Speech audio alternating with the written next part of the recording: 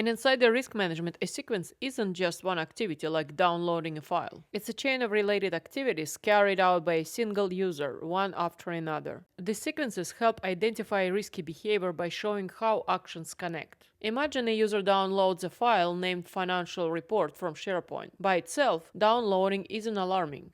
But now they rename the file to My Vacation Plan. Then they email it to their personal address and then delete the file, the original file that is. If you were only looking at the email attachment, you would see My Vacation Plan and might not think twice. But IRM detects the entire sequence. It shows that the file started as Financial Report, was renamed, sent, and then deleted.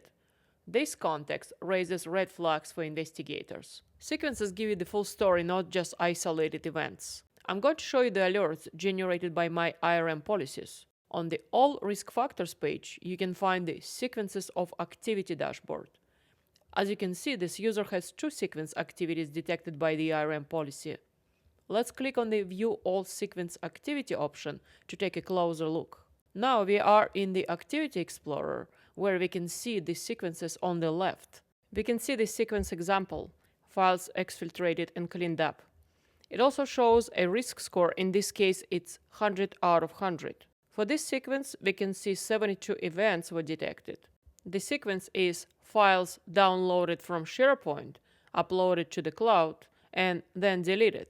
Of those 72 events, 26 events involve files with sensitive information. Let's click on one of the events.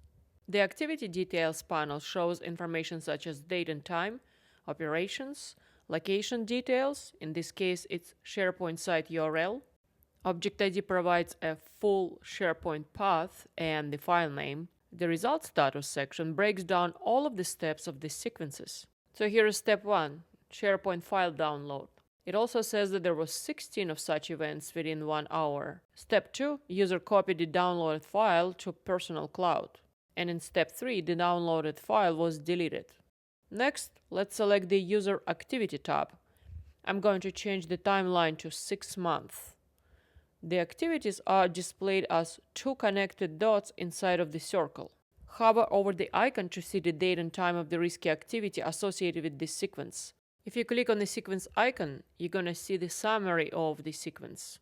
You can use sequence indicators as triggering events for the IRM policy. Let's create a policy to see how it's done. Note that the sequence indicators triggering events are only available for general data leaks or data leaks by priority users templates.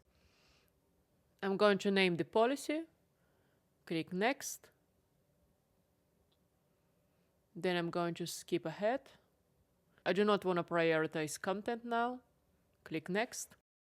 In the Triggering Events screen of the policy wizard, I will scroll down to the Sequences section to select which sequences will trigger this policy. As you can see, there are quite a few sequences to choose from. It's a good idea to have all sequences selected. Let's click Next.